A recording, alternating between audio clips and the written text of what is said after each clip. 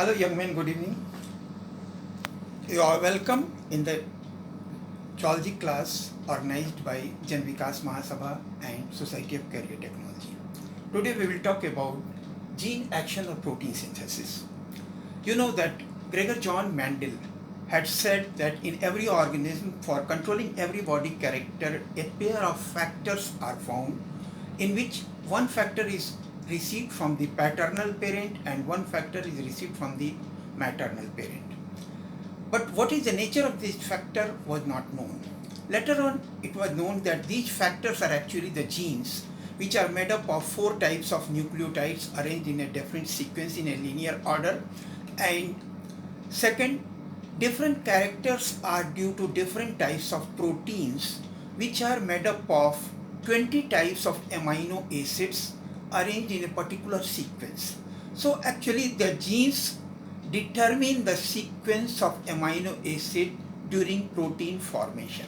So this is gene action or protein synthesis.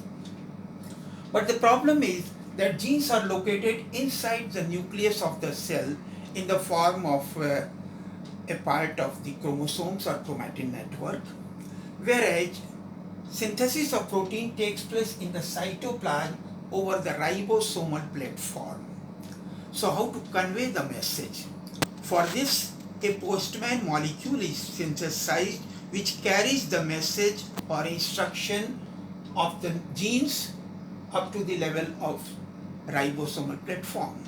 So there are 3 steps in protein synthesis. One is transcription,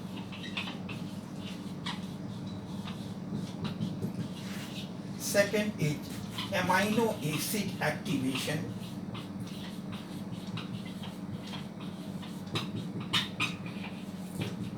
and third is translation.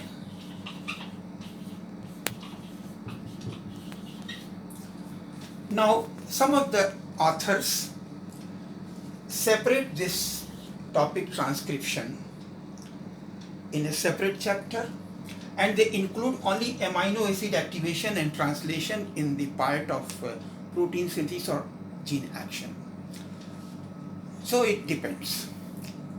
Now let us come to know all these 3 steps one by one. So first of all, the transcription, during which, as you know, in any program, always there is an inaugural function in which a chief guest visits and he cuts the ribbon by a scissor, and then the program starts. Here also a similar thing happens. A chief guest or leader is RNA polymerase and his PA is the sigma factor. Both come together in the form of core complex. Just adjacent to each structural gene, we have a promoter gene, which is like the stage of program.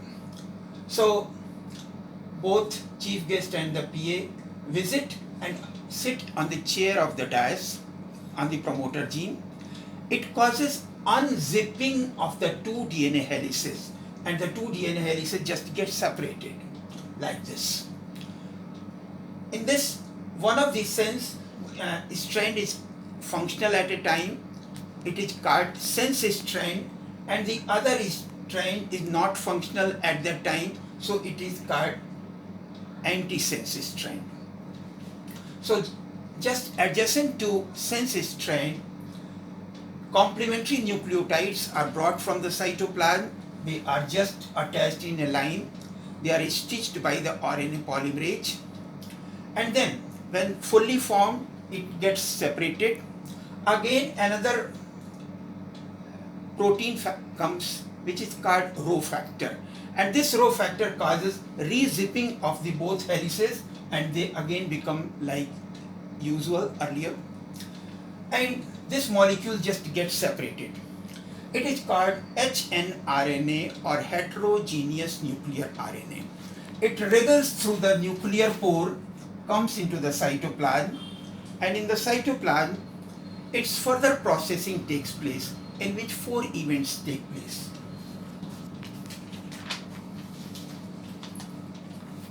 Now, the long molecule Initially it is called hnRNA. First of all, a part of it is broken and is hydrolyzed, dissolved. In the remaining portion, again, a tail of polyadenine is attached and a cap of 7-methyl-guanosine is attached. Then it becomes the functional messenger RNA or mRNA, the postman molecule, which carries the message up to the ribosomal platform. In eukaryote cells, one more thing is there. In the gene, we have many intervening sequence or introns, which are non-functional. So before performing the function, they are just laterally removed, and the remaining exons are attached with each other. This process is called splicing, and now it becomes functional to perform the function. So let us see the second step, amino acid activation. In amino acid activation, as you know, inside cell, any movement of any structure needs energy, and that energy is always provided by ATP or sometimes GTP. So here what happens, initially an ATP molecule starts the reaction, an amino acid attaches with its tail, and two phosphate group just detach. So a amino acid AMP complex is formed. There is an enzyme, amino acyl synthetase, which has two active sites, one for the binding of this amino acid AMP complex, and the other has an active site for binding of tRNA or transfer RNA. So now the transfer RNA also comes to attach here. Finally, the amino acid molecule which was attached with the AMP, now it gets detached and unites with the tail of transfer RNA. You can see here it is attached with the tail of transfer RNA. The process is completed and all the three molecules get separated from each other. Now this amino acid tRNA complex is ready to reach over the ribosomal platform to perform further action. So the 20 types of amino acids which are located in different part of the cytoplasm, they have to reach over the ribosomal platform. For that, a rickshaw or e-rickshaw is used, and that e-rickshaw is tRNA or transfer RNA. It has a clover leaf like shape. This part is anticodon loop. This part is for binding with the ribosome, and this part is amino acyl synthetase binding unit. At this stage, the 3' end ACC, nitrogenous bases, are always there, and the amino acid is attached with the adenine. Now, before action, the two ribosomal subunits are separate. At the time of functioning, by the action of magnesium ion, the two combine with each other. The mRNA also combines with, and the first amino acid tRNA complex comes to bind with the A site. As you know, there are two active sites in the ribosome for binding of molecules, A site or acceptor site and P site or peptidyl site. So first of all, the first tRNA comes to bind with the A site. It is also customary that always the first amino acid to be attached is formyl methionine in prokaryotes and methionine in eukaryotes. So maybe that later on it is not required, it may be cut and removed. But at the time of synthesis, always first amino acid is formyl methionine is prokaryote, and in eukaryote it is methionine. Now another event takes place which is called translocation. Like this is suppose A site and this is the P site of the ribosome. First of all, the first tRNA is present in the A site. Then there is a reciprocal movement. And in reciprocal movement, what happens? Just this first tRNA amino acid complex gets shifted into the adjacent P site. You can see here, it shifts into P site.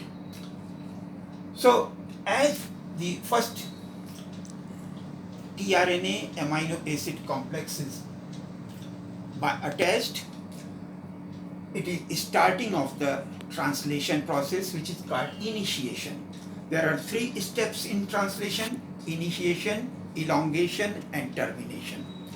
Now in the second step, elongation, what happens? As this first tRNA is shifted to the P site, this site becomes vacant, and then another tRNA with another amino acid comes to attach at the tip of translation process called elongation. As soon as the second tRNA with attached amino acid comes to attach with the A site, the chain starts elongation. And the first amino acid and second amino acid, they are united with each other by the help of peptidyl transferase enzyme. A peptide bond is formed in between. In the next step, what will happen? Again, the first tRNA from P site will go out, and the second tRNA, which was at the A site, it will come on the P site, and at the A site one more tRNA will come with attached, and its amino acid will bind with the earlier polypeptide chain. This way the elongation goes on. Finally, what happens when the complete polypeptide chain is formed? Its termination takes place. And for the termination, we have 2 types of termination factors, TU and TS, and there is a stop signal in the mRNA. So what happens whenever that stop signal comes in the mRNA, instead of a tRNA, this termination factor comes to attach at the A site. In the second step, what will happen? It will shift from the A site to the P site, then the earlier polypeptide chain will be released from the chain. So this way the formation of polypeptide chain is completed and protein synthesis is completed. Thank you very much.